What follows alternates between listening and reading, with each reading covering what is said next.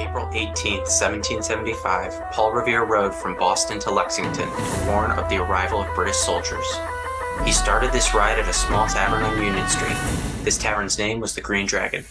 The Green Dragon Tavern was not only the beginning place of Revere's famous ride, but also the birthplace of American freedom. On this podcast, we will explore what it means to be American and how we can all be protectors of the American freedom our founding fathers fought for. Join us in our journey to rediscover what it means to be Americans.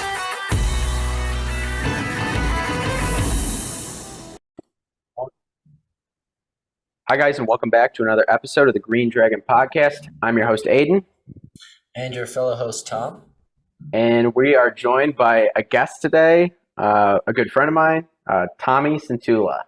Tom, do you want to introduce yourself? Yeah, I'm Tom Cintula. I'm friends with Aiden, of course. I have a little shoe business. I do fitness influencing and all that. Very glad I got to hop on with you guys today. Yeah, we're excited to have you on. And, we want to talk about a few things, but I do want to talk about your shoe and in your Instagram fitness page, because I think it's like kind of cool. It's something I think we started out the podcast wanting to talk a lot about, is like small business and how to promote small business. We started our own we started our own business a while back. And so, I think just kind of being in that realm of growing, I guess, how's it been going for you? What are some of the things you've learned over the past, because how long has it been since you started? Was it about 2-3 years ago that you started up? At least the shoe business? I would say about 4 years ago, honestly. It's been that long. Wow. That's right. Yeah. Jeez. Time flies, man. It does. No, it really does. I think, honestly, you actually got me my first job at a shoe store, actually. So that's right. Yeah, that's right. The one who actually kind of put two together, and then I got passionate about high-end shoes, and then from working at Reebok, I learned how to, pitch and sell shoes, and educated myself on what's the benefits of this specific shoe, from CrossFit to just like a regular leather shoe, classic. You could just wear it anywhere. Yeah. But yeah, no, it's definitely a journey. From the 4 years from where I started, definitely developed to something a lot bigger. But it's honestly, all of that is more of like a networking game. You just have to network and talk to people, and that's how you get your shoes. If you're trying to purchase them on a drop and get them for retail, you have to be at the store, or you have to be on the website at a certain time. There's so many things that are involved with reselling and flipping shoes, or even restoring. And I do both sides. So I do flipping, and I purchase shoes, resell, and then I clean and restore shoes. So that's awesome. So which side of the game do you like better? Do you like the flipping? Do you like the buying and flipping, or do you prefer the restoring? Because I remember when you got into the restoring game, it was like a big thing. I was like, that's at the time I was super into shoes too, and I was like, that's really dope that you could take a pair of shoes that's maybe beat up, you find maybe even at a thrift store, and then bring it back to life and turn it into something that somebody wants to spend money on, good money on, not even just a little bit of money, but good money on. That's fascinating. Yeah. Yeah, no, I was even shook too. This is a very niche market, and not a lot of people capitalize on it. I really think the shoe cleaning side is a lot better than the reselling side, because there's so much competition. There's so many people going for the same shoe. I go to the city in Chicago to actually purchase the shoes. So I go for a shoe run all around the city, from Champs to Foot Locker to Nike, and sometimes you're not even able to get the shoe because everyone's cutting. People know people, and you can't get your shoe, basically. There's so many headaches that are involved with trying to get the shoes. So I really like the shoe cleaning side, honestly, and it's more satisfying. Most of my videos on Instagram really kind of portray that. People love seeing restoration videos, and that's how my Instagram kind of grew and blew up. Yeah, I was about to ask you. My next question was actually what do you feel like social media in the last 2 years has changed so much, right? I mean, even since Instagram started, I remember when Instagram first came out, I think I was 10, maybe. And I mean that's how far back it kind of goes for me. I remember when it first came out, they were like, "Oh yeah, you could post they just upgraded the videos to I think it was like 30 seconds or something like that. You could post a Yeah. 30-second video on Instagram, and people were going crazy. But now it's changed so much because back then, I mean, you could really, I mean, Instagram, you just kind of got on, you followed your buddies from school, you really didn't think too much of it. But now, I mean, it's incredible, like what you can do with social media, and there's so much to learn that it's like almost impossible to stay up to like the task of just knowing exactly like what you're supposed to be doing on social media. Like how, how I mean, I guess how do you know what to post, what types of things? How are you staying up to date with all that? Um, This is just coming from my own like personal interest because we're trying to do the same thing right now with the podcast and with our site and try to figure out like, okay, what should we be doing? How do we stay on track of that? I mean, honestly, like the way I stay on top of things is just keep on trying new ways of like promoting and posting your videos. Like for instance, like some of my videos I don't even use hashtags in, and they still do very well. Hmm. And occasionally I put some hashtags in certain videos, but honestly, it's just like a rinse repeat method. Like I check the time whenever I post a video, and then see what day it is and see how well it does. Um, it honestly like the reels from Instagram have really helped out grow a lot of pages, including mine, but mostly mine for my fitness account. And like what you were talking about before, like how social media has changed, and it's definitely a different platform from what it was, and it's like Instagram's kind of adapting to like TikTok and like Hmm. YouTube. YouTube's also doing the stories, I think, for what it was called. But yeah, it's they're all trying to develop. They're all basically in a race to like see who's gonna, See, yeah. be the best. YouTube has it's not stories, it's shorts, and Hmm. I Yeah. think they're doing like something with a benefit for the a split profit for any like post for what is it called, AdSense. So for Mm. instance, they'll get 50% and then you receive 50%, which TikTok does a little bit different. Everyone has their different percentages for AdSense, and YouTube's kind of like boosting it up so more people start posting on that page, and they're going to make more money. But yeah, like what you were saying before, like um, the platform's definitely changed, and I think for my take, I just try to dabble and try to test things out and see how it goes. Yeah, that's interesting. I think like sometimes it's like just testing different ways is the best way.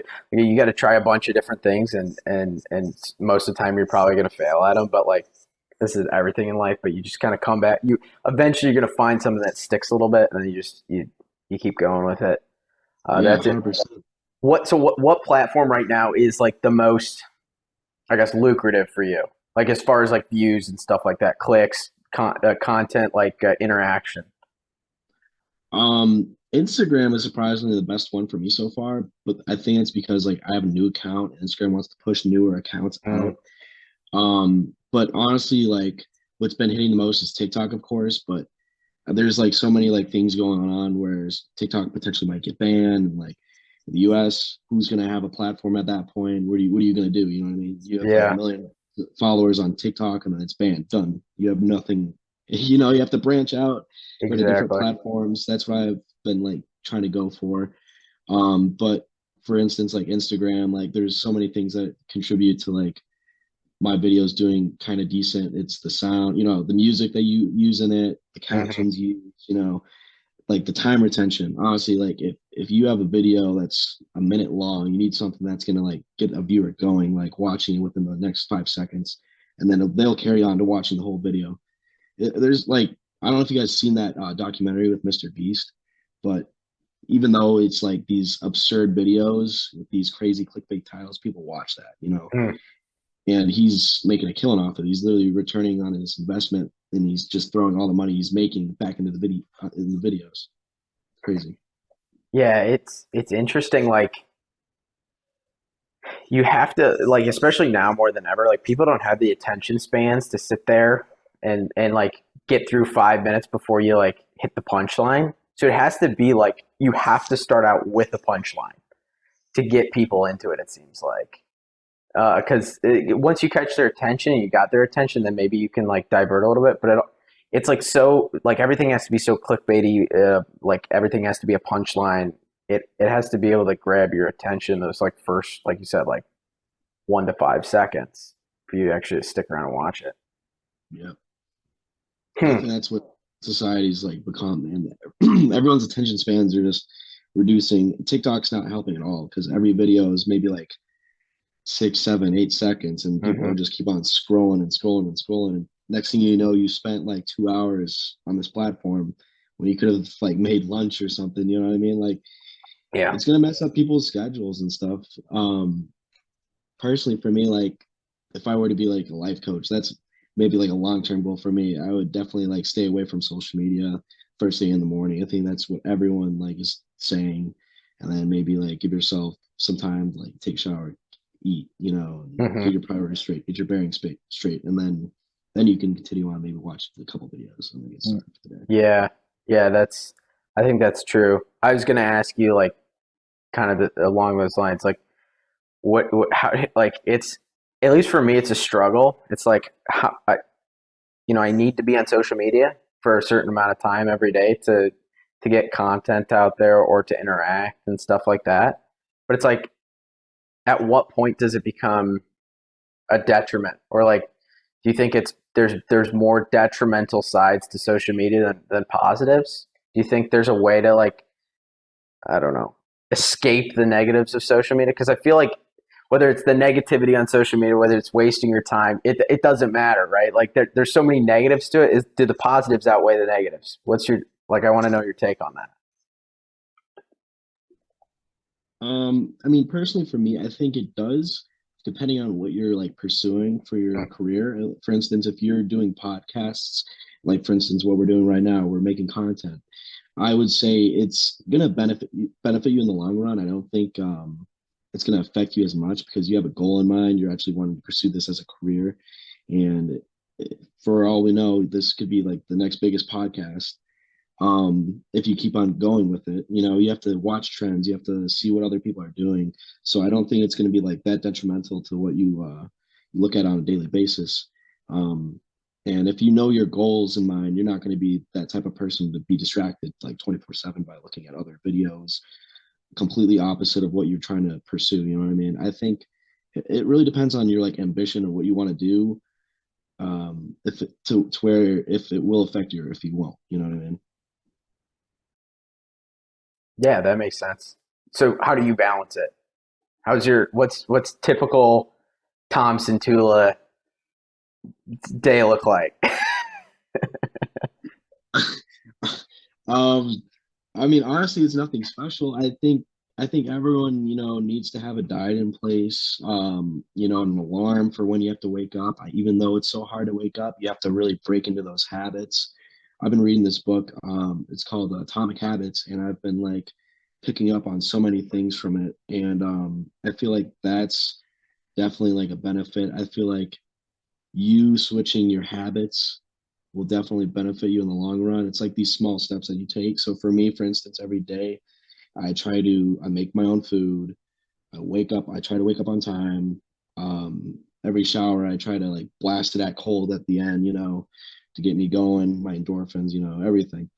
Um, and then I do moving jobs on the side as well. So I just stage homes or I just move furniture, etc. So I'll either do that or I'll try to edit videos for my fitness content.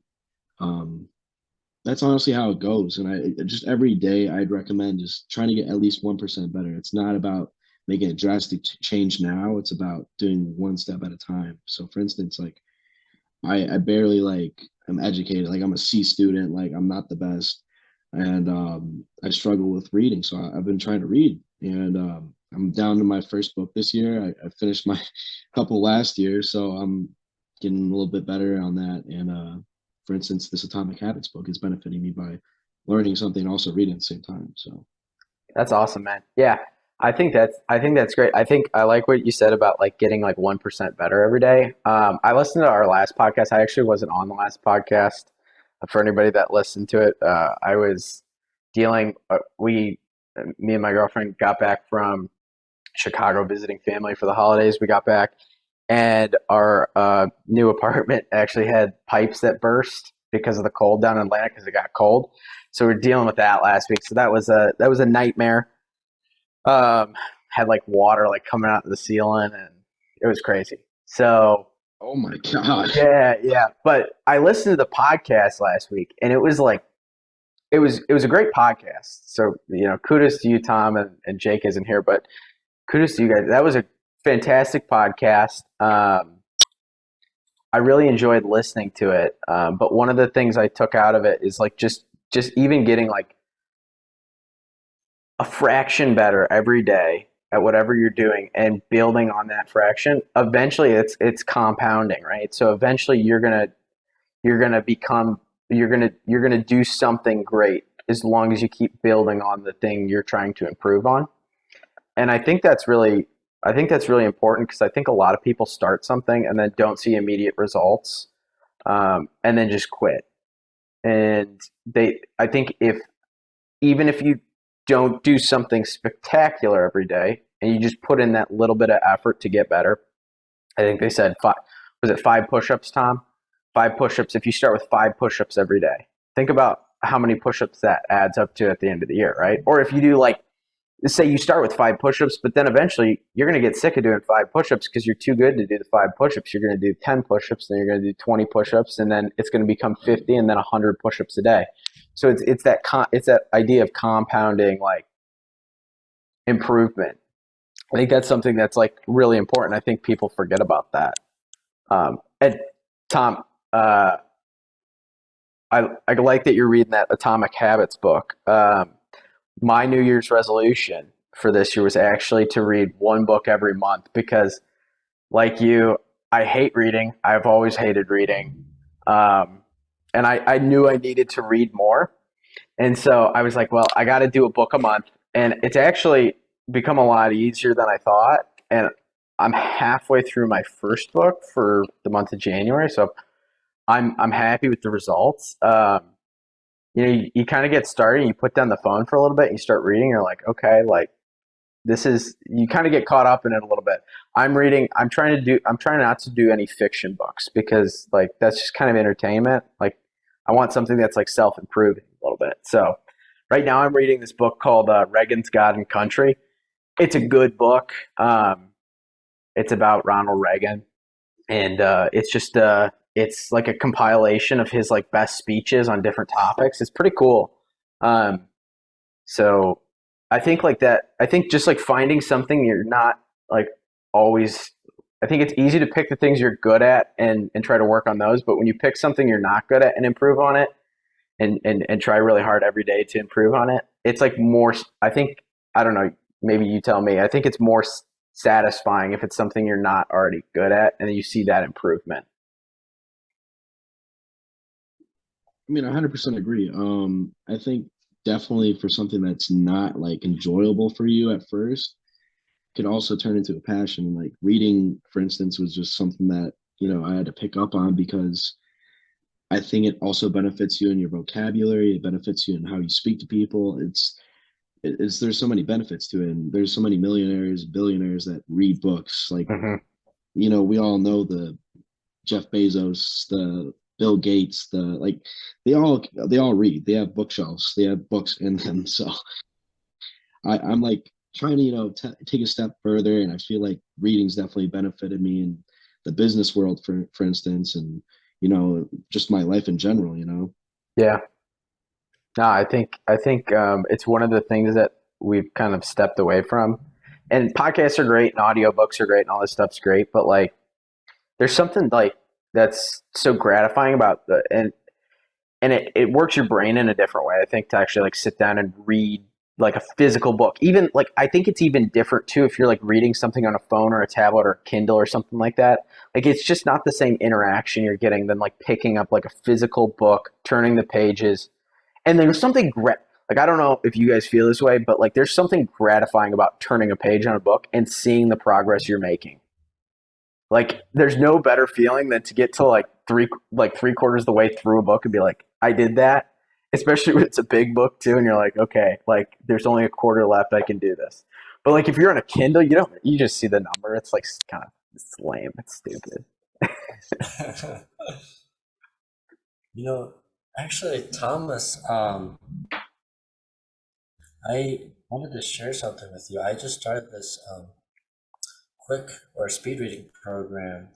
I'll share it with you after the podcast, but it's called Jim Quick speed reading course, and he's a brain coach, I guess is what he calls himself. He's kind of known around the whole world as like someone who optimizes how to use your mind for memory and for reading and for all these things. Like an example of what he can do, he can be in like the room where he's speaking at and ask 100 people to give him two numbers, and then he'll give it back in the order that he heard them, just hearing it once. Like, and he went from that, or he went from like unable to read anything. He said he never finished a book, even in high school, to going to that by just understanding how to optimize, like how to use your mind. So I'm on day 11 of 21 for the speed reading course, and my speed for reading has doubled. That's Right. awesome. So That's I went amazing. from 197. That's It's insane. wild. Yeah, it's crazy, and the stuff was super simple. Like the first thing he said was like, use your finger to point at the words, because he said our mind is focused on touch. So he said our eyes are very focused on what we touch. So he said, if you just point at the words, he said it can just dramatically increase your speed by 25% alone, just by doing that. And so he has like these little stacks of like different methods and things like that that just boost your reading through the roof.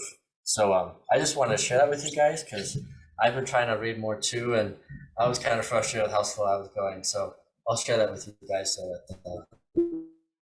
That'd be awesome. That'd be really cool. I actually saw this was on Instagram.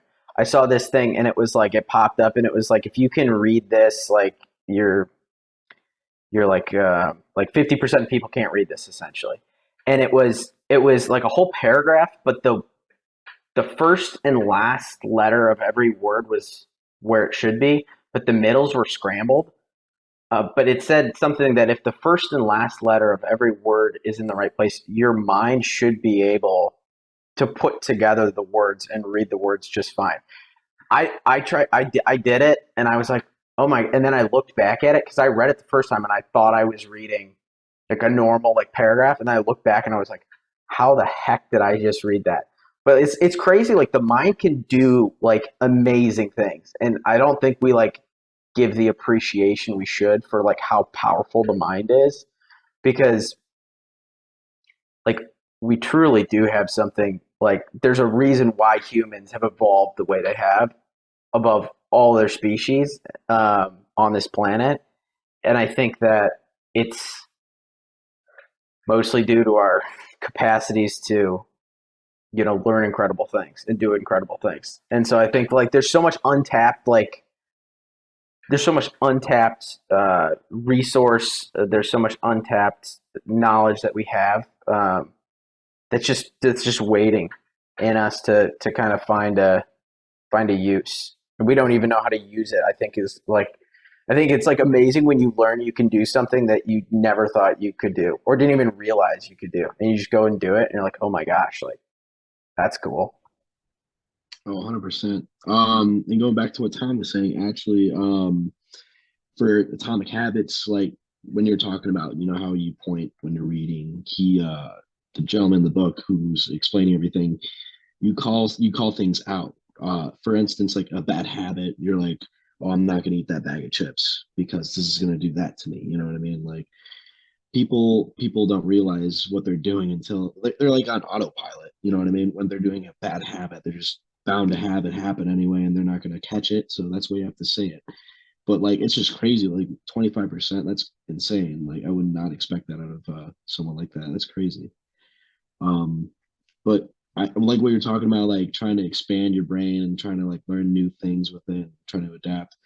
I think Andrew Tate really kind of helps out with expanding on to the mindset of like an entrepreneur, for instance. You know what I mean? Because you only look at it one way. I think the reason why he like uses the Matrix as an example is because there's so many different dimensions to it. There's different ways of looking at life, and I feel like, for instance, for me, I don't want to work for anyone. I personally don't. I don't want to be a slave doing a 9 to 5 job and not enjoying myself. And I feel like Tate kind of makes middle-aged men like trying to like express themselves in their own way, trying to like improve your style, your lifestyle, your eating. Like I personally perceive it as like him being almost like a life coach in a way. I don't know what you guys think about that, but Yeah, no, I like that you brought up Andrew Tate because I think there's a lot to like unpack there because I think a lot of people just take him for the surface level thing they see on Instagram, TikTok, whatever, right? I think it's easy to do that. I was watching a few of his like short clips on YouTube or something, and he was talking about like being like hypnotizing yourself basically, and like going into hypnosis. And he was basically saying like he's like you have to hypnotize yourself. He's like if you like tell yourself you can do something or you are great enough, you will become great and you will do it. And I think that's really interesting, like just from like a mindset standpoint. Um, it's like you have to like the very first step in doing anything is believing that you can do it.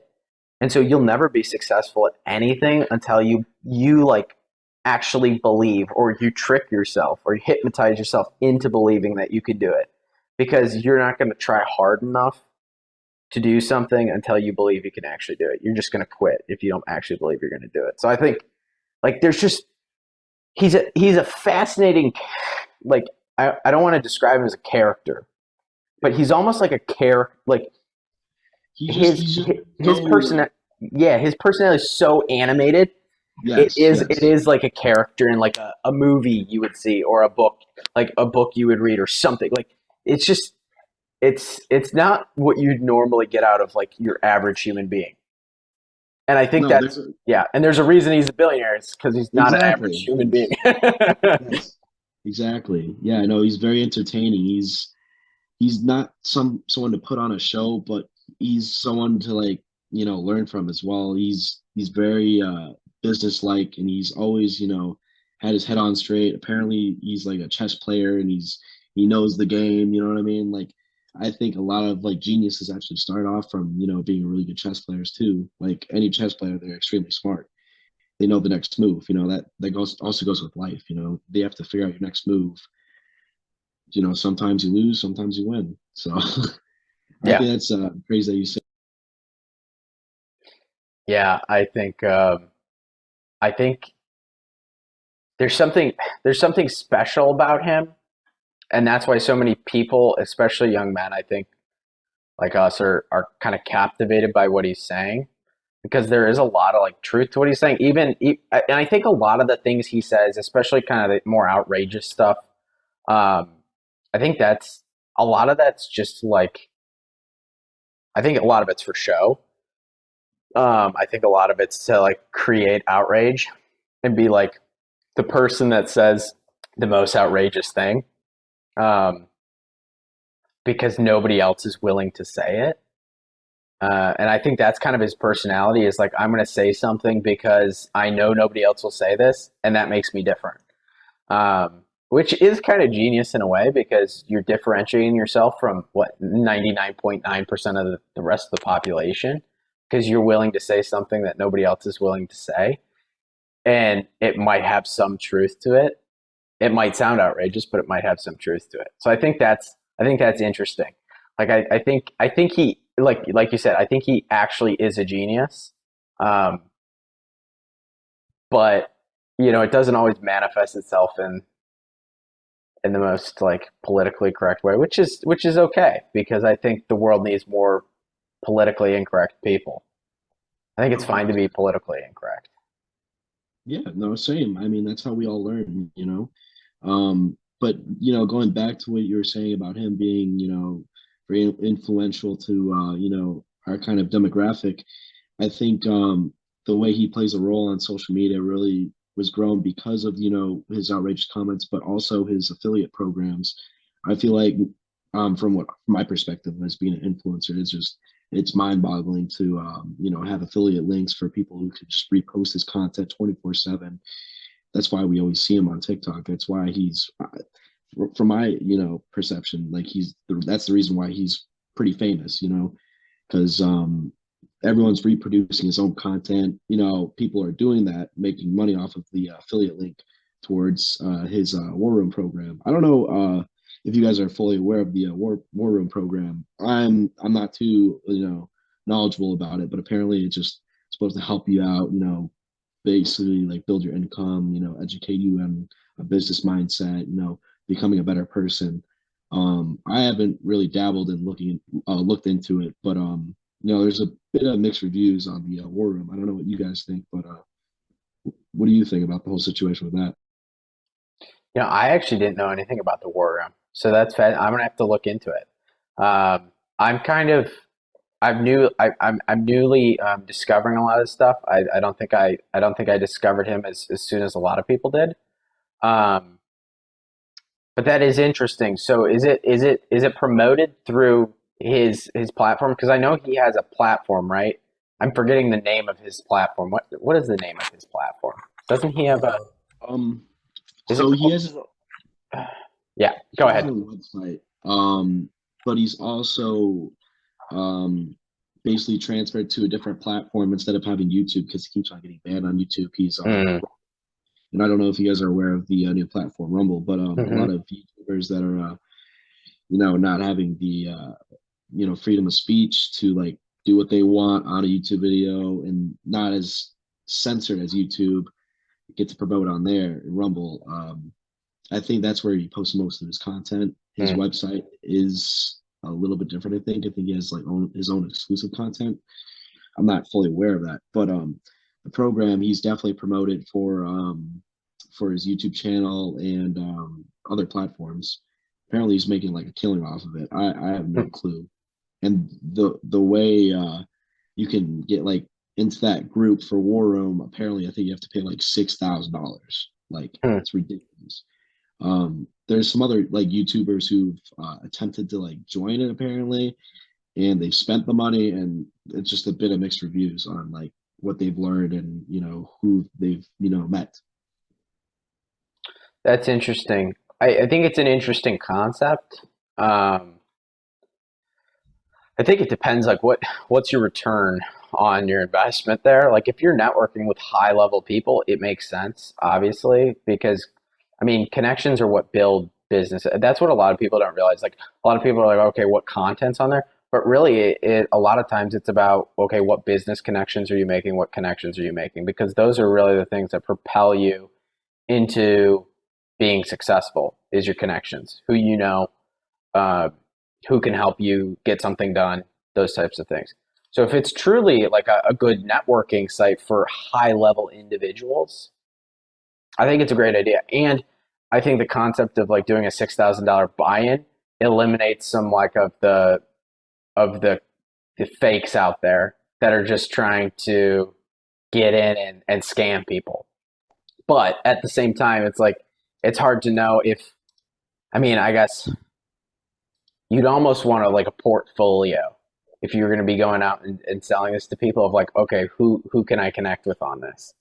Um, because if you get in and realize there's nobody there, and I'm sure there's probably people of significance on this platform, but I'm just saying like if you pay $6,000, you get in and realize there's nobody there like actually worth connecting with, like for your particular business, that kind of sucks. Um, See, that's where it's like in the gray area because it's a mhm, mixed view of certain things happening. But in one of these YouTubers' videos, a gentleman who is a part of the War Room, like a high level video person in the War Room, he's in Miami, and he said he's like learned a lot. He's connected with very high status individuals and done business with them. Like mhm, there's so many things, like even one person can make a change, can make you six figures just off of networking with them. It's just yeah. ridiculous. Like for instance, for me, like if I'm going out to like a real estate agent and they need someone to stage their home, boom, there's a set of business right there, and Mhm. could be like an extra $300 to $400 a week. But when you're talking about like people coming in and improving themselves and potentially getting, scammed by this whole like war room situation, that sucks. Like 6K Yeah. is a lot. And I Hmm. agree with you. It's very smart how he laid it out to where like if you really are about it, like you're gonna spend that money. You know what I Yeah. mean? Because someone can make $250 within maybe like 2 weeks, but people are saving money in their business like to make 6K and Yeah. spend it on. So I agree with you on that. It's either the world's greatest buy-in, or it's the world's greatest scam. I mean, I guess that's yet to find out. Uh, but I do know he has the other one called the Real World. I remember the name of it. The Real World is like, I think, a little bit lower end. I think you can buy into it. You can learn some different things.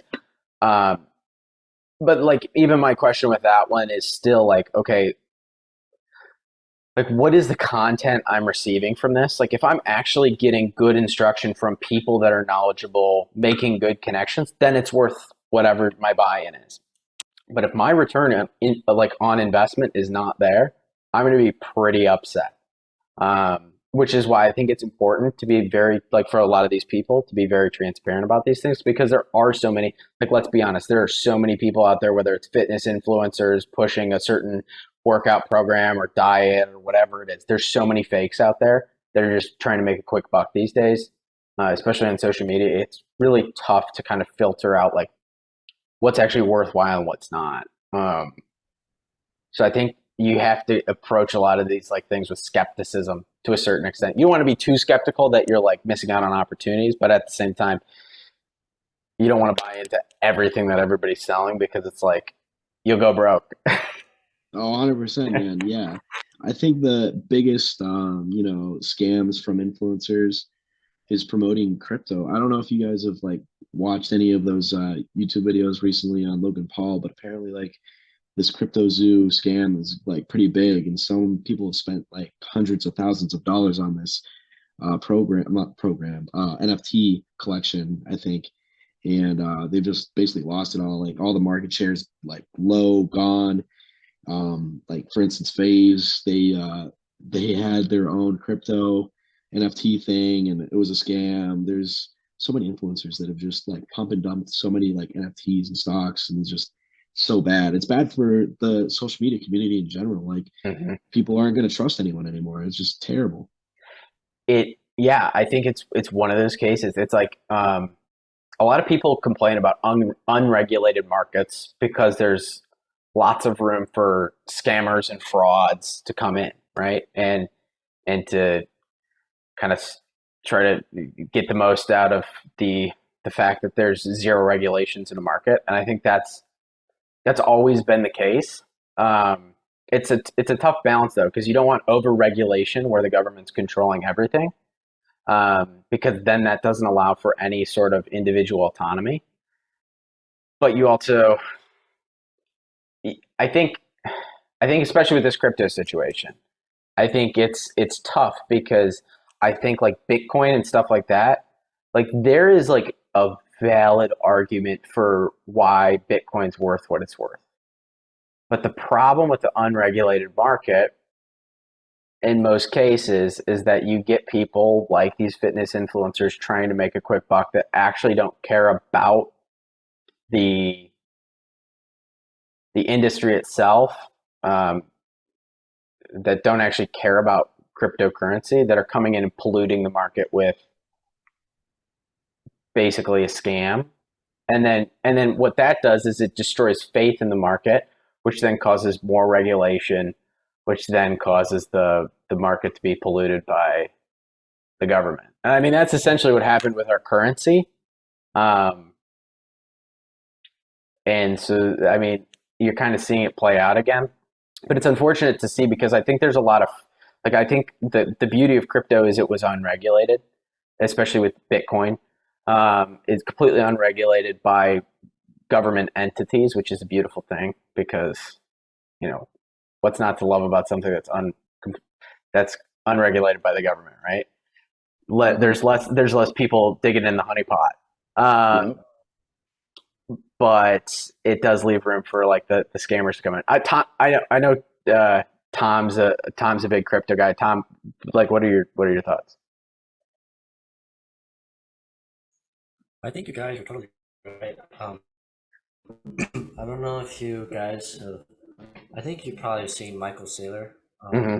talk about Bitcoin. He's kind of like the leading voice, conservative billionaire, runs MicroStrategy and a few other companies. But he was saying like Bitcoin is essentially now property.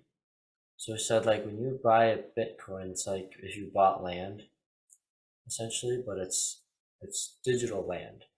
So he said, and the way it works is like they're putting physical assets into a digital asset, which makes it compatible with the physical world again. And so like all the other cryptos is just a poof. It's like in the sky, like they just make this digital thing. It has no grounding. There's no reward for mining it or anything. It's just like if someone puts it, they can get a bonus. But like with Bitcoin, he promotes it. He says he's not gaining anything from it per se. He's just teaching other people to buy into something that will help them have more personal sovereignty. So they were saying like that's the difference between Bitcoin and all these others. Bitcoin was made to give people something for themselves, like individual sovereignty, claims to their wealth outside of a bank. All the others just kind of like let's make something cool that looks like it has some neat logos and fonts and stuff, and we'll just send it out there. But there's no idea or structure behind it. Like if you look at the Satoshi Nakamoto white paper, like this first paragraph is like America got really messed up during 2008 when they kind of confiscated everybody's property with the housing crash. He said we can't let that happen again, and that was the birth of Bitcoin. So these others are like cool ideas, but it's all like high in the sky type deals, and then they kind of move away from their primary motivation for making it, like Ethereum. They kind of were like trying to make smart contracts, but there's so many problems happening. They're like, well, let's just make it into a money for NFTs. And that's kind of what's morphed into, and it's just losing value. So that's my take on it. It's like you have to understand what the principles are for something. And if they're solid, then you know it's a good thing to get into. So Tom, you know how some like NFTs and some crypto have utility to them. What do you think about that? Like for people to own a certain NFT, like for instance, the Nelk Boys had their own their NFT, and they have like these meetups for exclusive like buyers and such. What do you think about that? Do you think that's like kind of like volatile? Like, is that worth anything to you? Do you think? Like, do you think people will make money off of that? You know, actually, that's a great question. I actually own a few NFTs. One of them that I got into was the Coalition Crew,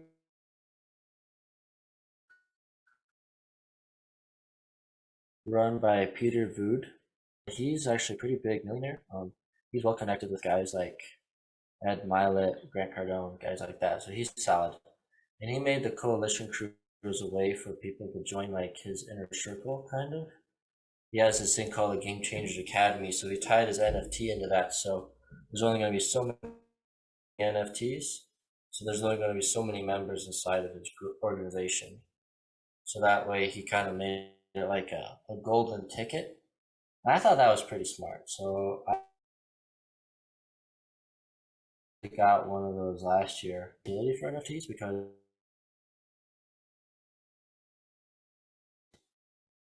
in a way it's an encrypted NFT. No one can really steal it from you unless it's like someone hacked the system or something. But I think there is a lot of beneficial practicality. I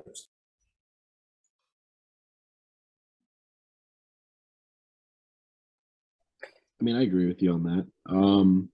I personally, from my perspective, it just really has to be like something exclusive for one, something that's going to be worth it in connections, like something that's going to benefit you in the long run. Like we were talking previously about Tate's program. Like if it's not going to benefit you off of $6,000, I personally think that's a scam. Like that's a big L on your part.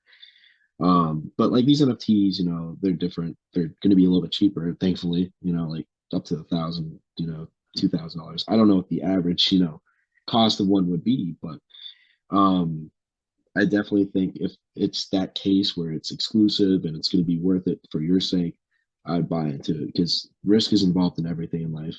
Like regardless of what you're doing for work, what your goals are, like everything's involved with risk. And that's what I've realized from these past years of, for instance, like my shoe business. Like I started off with buying maybe two pairs of shoes and I had to wait until the second one sold.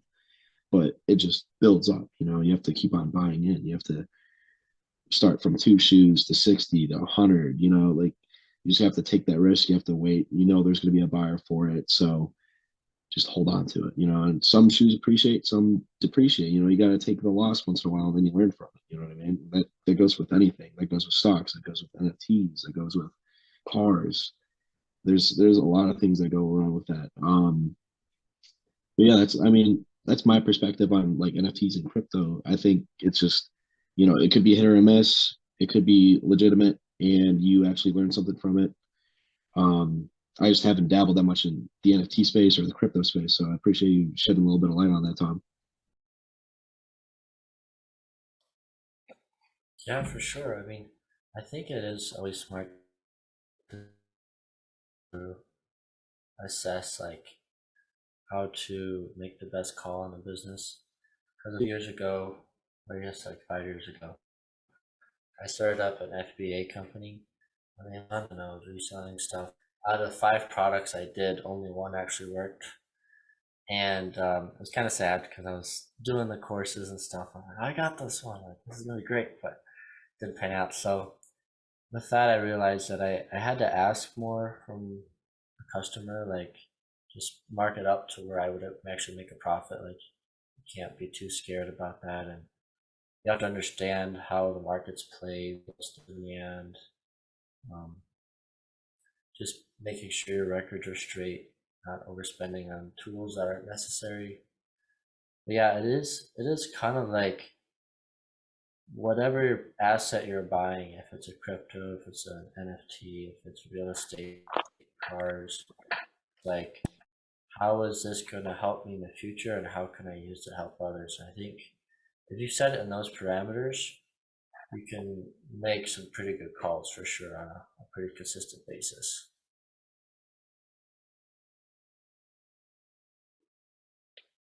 Yeah, absolutely. I think like looking at something and trying to recognize like, oh, is this thing I'm investing in? Is this is this crypto? Is this NFT? Whatever it is, right? Or even a program you're investing in to build your business. Does this thing have a tangible asset that I'm gonna benefit from? And if it doesn't have a tangible asset that you're going to benefit from, you probably shouldn't invest in it because there's going to be no return on your investment. Um, so you have to look at it. Is there something tangible there that is going to benefit me either now or in the long run? And if there's not, then it's probably a scam and it's not worth putting your money into. 100%. I think with that decision making though, I think it all involves with educating yourself prior to even like attempting to invest into something. I think what we all need to learn is like, do your research. Of course, not a lot of people do that. People just jump into things, which isn't like wrong at all. Like I'm all for jumping into like a new market, something to start differently. Like for me, I jumped into like flipping cars and I've only done four. So this is, nothing too crazy, but there's a lot of stuff that goes into it. For me, my second car, I took a big loss. I lost the money. I had literally 3 different tires on the car. I drove 6 hours away. I spent additional maybe like $2,000 on working on it. I lost that money in the process of selling it. So, I mean, that goes with NFTs. It goes with crypto. I think a lot of people need to educate themselves. And Tom, what you were talking about with if I'm not mistaken, like Shopify accounts with selling products like from Alibaba and then reposting and marketing it towards other people, like that's a saturated market, and I feel like that's also like something people jump into and they don't realize how hard it is to even start and like sell products. And you have to deal with logistics, you have to deal with shipping, you have to deal with companies producing it on time and getting people's shipments on. There's so many like things you have to realize within the business world. Like it's not that easy, and you have to connect with people maybe in China. You have to use Google Translate. Oh my God, there's just I can just think of all the headaches. I personally haven't tried those Shopify accounts yet, but that's what I look at as a reference to be like, oh, I don't know if I could be in that or not. That's why I'm not willing to take the risk for it. And for instance, stocks too. Like I don't know what platform I should be on. I don't know how much I should put into this. Like there's always like a side that you need to like know. So that's why you should educate yourself. Um, yeah, but no, it's such a headache. And I think going back to what we were talking about with like influencers doing all these, crypto promotions, any like fitness promotions, um, that's not really going to help out in the long run with people, trying to sell stuff. I don't know if you guys saw this video, but there's this Jordan Belfort. You guys know him, Wolf of Wall Street. He was on a podcast and he was talking about how like crypto is basically the next like scam compared to what he was doing with stocks, like with penny stocks, if I'm not mistaken. And there's going to be some big repercussions. That's what he was saying. So I was like, oh my.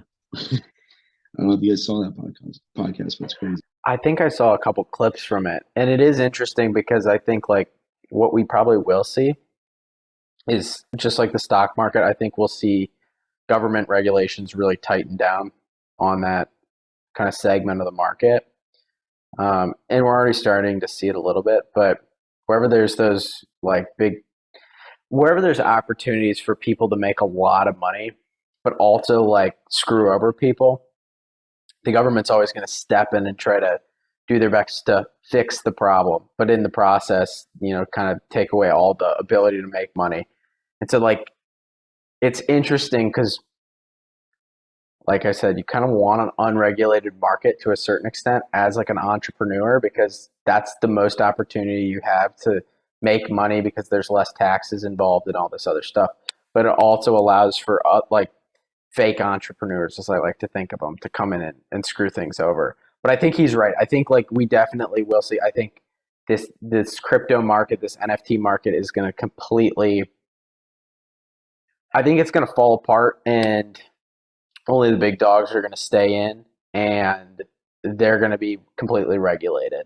And there'll be a lot of taxes, and a lot of the money you were able to make off crypto, let's say like, in the Dogecoin era of crypto, I think that's gone. I think it's going to be a very highly regulated market going forward. I just don't see it going the opposite direction. So I think the money making days of the big crazy swings of crypto are, I think, gonna start to level off a little bit. At least that's the way I see it. I mean, I could be completely off on this. We should say that we're not financial experts here, so we're in no way giving any sort of financial advice. That way we don't get like sued. Yeah, we don't. Yeah, very clear. Please do not sue us. There's nothing to sue me for, so yeah. But Yeah. I think it is an interesting time because I think we've seen the big swing. I think we've seen the big boom, so to speak, and I think we're about to see a crash and kind of the repercussions of that crash. Well, I want to ask you guys, switch topics, of course.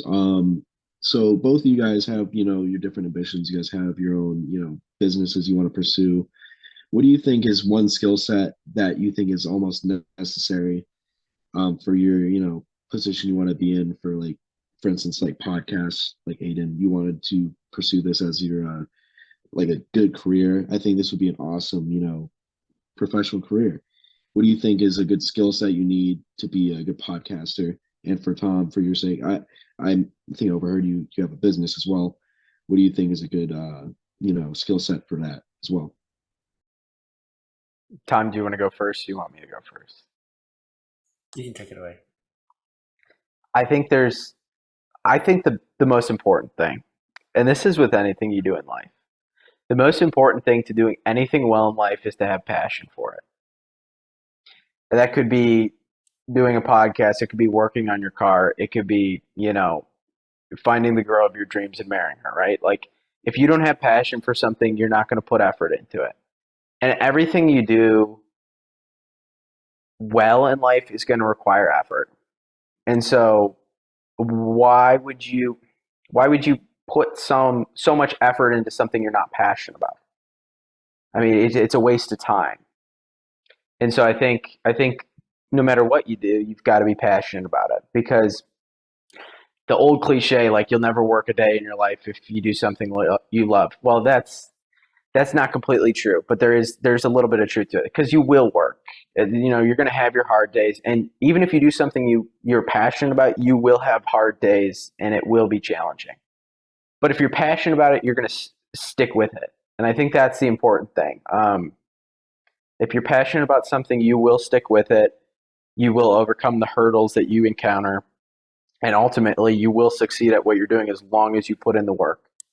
And so I think, along with the passion, is just, I think, the other important thing to success in anything, being successful in anything, is just discipline. Because you're going to have those days, like I said, where they're going to be tough days, but it's going to be the discipline you create through your habits that's going to get you through those hard days. Even if you're passionate about something, obviously you can have hard days and you're going to want to quit, but it's the discipline that pulls you through those. So I think, like, those two things paired together, passion and discipline, are critical to anything you do in life that you want to be successful at. I mean, you could in theory do anything. You could try to do anything, but to be, like, actually successful at something, you need those two things, I think.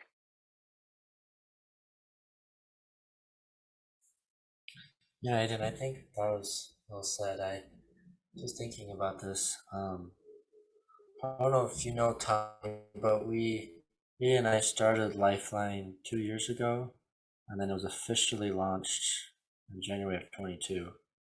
Um, but we actually were talking about it for like a year and a half beforehand, because we were like, we need to make apparel for the gym that's actually cool, because there's so many that are just lame, and we're like, you just don't want to wear that stuff at the gym. You want to look awesome. But that kind of morphed into Lifeline. We might still do it. I think we're still going to do it. But and from what I've noticed, I think it's like,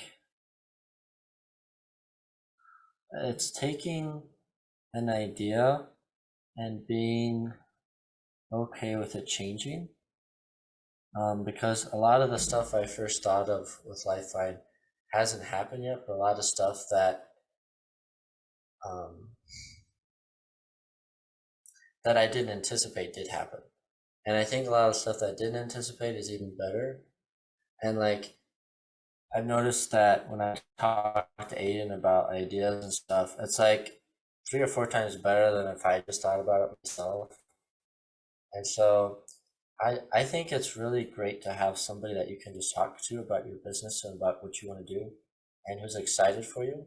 Because there's always that initial, I think it's in everybody, but like when you hear someone that you know that's doing well, they're getting something going, you're kind of like, you are? Like that's what you're doing? And you're like, yeah, it's awesome. You're like, yeah, it is. It's really awesome. But there's some, like, I don't know what it is. It's like that shame or guilt that you'll lose them or something like that, whatever it is. But having those genuine people that are actually there to want you to become successful, I think, is one of the biggest things. But I'd love to hear what your thoughts are, Tommy, too, because you've been doing this for a few more years than we have, so I'd like to see your take. Well, I think you both have really great points, and I think that's definitely, those two things are definitely gonna help you out in the long run. But there's a lot of arguments to be said. Like, for instance, you can have passion, but also you need motivation. Without motivation, you're lost. And if you don't have motivation, you don't have discipline, you're not gonna, be able to accomplish what you want. There's just so many things that people argue about. I personally think, if you're motivated enough to do it, I think it'll happen. regardless of the circumstance. If you're passionate about it, that can also play a different role. For instance, like I'm in a career of moving things. Like I'm not passionate about it, but I'm also motivated to see the future of where that money's going to go. So for instance, like I'm motivated to save up enough to purchase a house or a car. Um, it's not always about passion, but I do agree that it's definitely a big role to play. It really depends on different people and different perspectives. And I think personally for myself, I think motivation is key. Just from like previous experiences with myself, like, the whole reason why I started the shoes is because I couldn't afford them. I cleaned shoes, I made a little bit of money, saved it up, bought one of my dream shoes, and then it just became into a habit. That's passion. That's something that I love and enjoy. It's something satisfying. Talking to a customer and selling to someone that actually is going to wear the shoe, enjoy it, and it's their grail. Um, and for instance, for you, Tom, when you're discussing about like how people are put in your life to help you out. I think those people that help push you are definitely, going to help compound and make you a better person. Because, for instance, like I hang out with a little bit older people. They educate me. They give me a little wisdom on their own lives. And for instance, my friend Ryan, he's a real estate agent. He's given me, tips on, for instance, like credit cards and like taking out loans. There's all types of like benefits to having good supportive people to keep you moving forward. And I also got a job opportunity off of a couple of my friends, and I think both of you guys are completely correct. And I also just want to contribute motivation into that. I think that all three are keys, honestly. Yeah, I couldn't agree more. And like you said, listen, like we might not be doing something like I mean, I should be very clear right now. I'm not just doing podcasting and in our lifeline business to pay the bills. You're gonna have to do things in your life that you're not in love with to pay your bills, right? And the dream is that one day you won't have to do those things to pay your bills. But that doesn't mean you can be lazy. It doesn't mean you can't you shouldn't work. You need to work hard. And I think that's probably the key to anything because there's going to be those times when you just don't want to get up, you don't want to do things, you're not going to have motivation, you're not going to have passion for something. You just have to put in the work. And I think putting in the work, whether it's in the gym, whether it's at your job, whether it's your job as in your 9 to 5 or as in your after hours passion job, your passion project, as I like to think of it.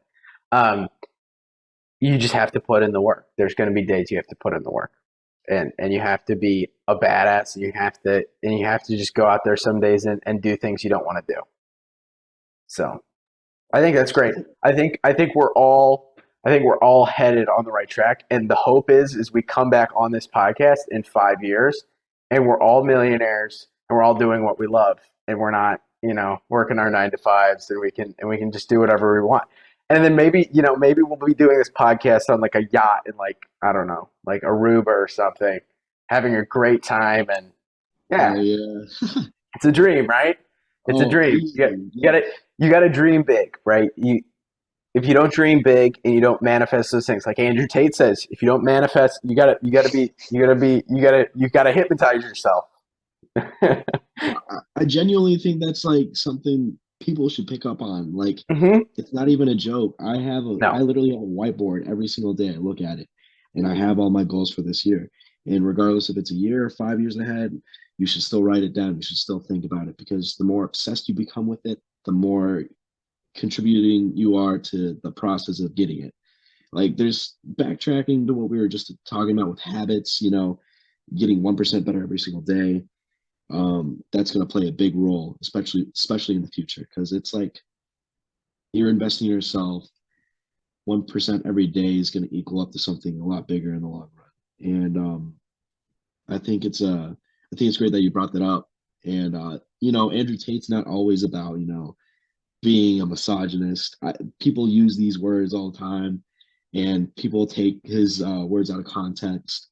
I personally think I for some reason I know more than I should about this whole, Andrew Tate situation.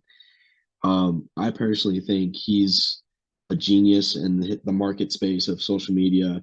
He's a great influence to the younger generation. Um, he does affect the way he, looks in the public eye because he wants to make everything controversial to where he's being noticed more. And I think the way he does that and helps out with putting us in a better mindset is kind of like selflessness. I think he's doing a good job, and he's helping out people like us, lost in our own like worlds, trying to guide us. I feel like that's definitely benefited us. I don't know what you guys think about Mr. Tate. He's caught some flags recently. He is in prison at the moment, and personally for me, proven not guilty or guilty, I can't make any judgment on that yet. So Yeah, I don't know if we have enough right now. It seems like the initial charges brought against him will not be true, which was like human trafficking and sexual abuse. So those don't seem to be true. Those kind of seem like they were used as like a placeholder to get him put in jail. It seems like they could maybe get him on some sort of like money laundering or tax evasion or something like that. But I think, I don't want to speak on it too much because I don't think we know enough right now. But I do think that this wasn't done out of, the kindness of somebody's heart to go save. oh, this is bad. This is, Oh, yeah, He's back, dude. The Matrix caught you, huh? the Matrix did catch me. What was the last thing you guys heard? I don't even know. I think the Matrix just brainwashed me to where I forgot. But Okay, Yeah. all right. Well, I was just saying that I think Tate. I don't think that the things that they're claiming he's done. I think they'll get him maybe on something like money laundering or something like that, something along those lines, right? And they'll hold him. But I think this is this just shows you that the Matrix, as he calls it, the Matrix wants to stop something, and that is people that are independent of the system. And 100%. I think that's something maybe we all share in common here, is that we want to be independent of this system, because this system isn't out here it isn't in our best interest. The government isn't out there looking out for us like they claim they are. The world order, the one world order of the elites isn't out there to make me and you rich, to make you and me successful. And I think that's something that Andrew Tate embodies. I think he embodies this sense of individuality separate from this one world order, and I think that's why he's being attacked. And it's through the guise of all this other stuff. I think they're just using that as their reason, their ammunition against him. So that's kind of my take on it. I think this is all one big setup, and I could be completely proven wrong in the next month, but hey, I don't care. I'm just going to put it out there. I think Bill Gates is out there right now. I think he's scheming. I think he's like, I think him. Be careful what you say, man. He's gonna cancel. I know you, he's man. going to come out. He's going to come after me. Who else can I throw under the bus here? Bill Gates. I don't even think Biden has a part. I think Biden's like the little, like, I think He's just a puppet. he's the guy in the corner they laugh at. Yeah, I think there's definitely something interesting going on that's being revealed in the world right now. And if you're smart enough to look, you'll see what's happening. It's been happening. This is not that I'll say this. I don't think this is something new. I think we're just getting to the point now where because of social media, because of all the information we're privy to as the low lifes of society, as these people probably think of us, like, we're privy to this information. There's more information sharing now more than ever. And I think we're just starting to realize this facade that's been put up over the last 2,000, 3,000 years. I think that's how long it's been. I think there's been these secret societies controlling the world for for that long. We can do a Tom. I know we've got to let you go. I want to be cognizant of your time, but I spoke with Jake and Tom today about doing a conspiracy theory podcast. I sent out something that I'm pretty passionate about. There's this family, and this is going to be like a teaser for another episode. So anybody that's listening, stay tuned for this. There's a family, and I believe they're from the Netherlands or something, Belgium or something like that. And they have been running the world through all sorts of different organizations, including they've infiltrated like huge religious organizations like the Catholic Church, and they've been running the world for the last like 800 years. So I've got a lot of conspiracy theories to throw out there. I think we'll do a conspiracy theory podcast if you're up for it. We're going to bring on a lot of guests, and we'd love to have you back on for that if you're up for it. Just note that you may get removed from all your social media platforms, and that is our goal. Our goal is to get absolutely canceled. I'm just putting that out there right now. We'll be on Rumble in the next month because everybody won't house this podcast. I'm just giving you a warning. It's a fair warning. You don't ever have to come back on, but we do appreciate you coming on tonight. Thank you. I appreciate you guys giving me the opportunity to come out tonight. But I do like, I love what you guys were talking about. I do believe in stuff like that. For instance, like the Andrew Tate situation, I believe that's something that we should all talk about. But I don't know if I want to get canceled. I think I'll pop in for maybe a few minutes, give me a certain topic that's maybe not as right on to something. Maybe we could talk about aliens. I'm all about that. Yeah, thanks for having me on. This was great, man. The conversations we had. Thanks for the insight and the education. Sorry, I cut you off.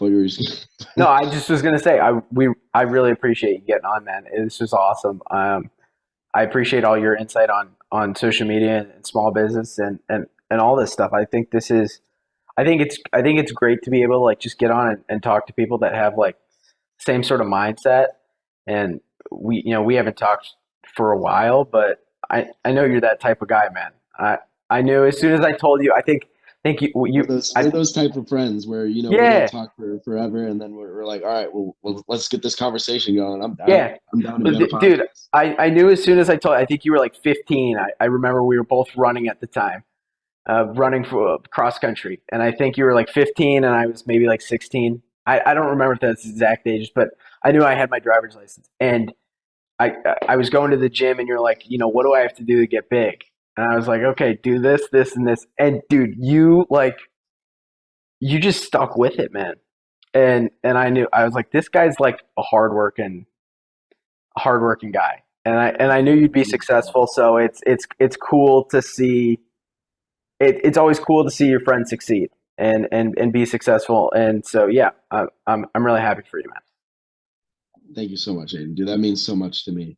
And just crazy thinking back on how that all went, because we did photo shoots. We're talking about meal prepping. Mm-hmm. You showed me how to cook chicken on the grill, man. That is it was awesome, man.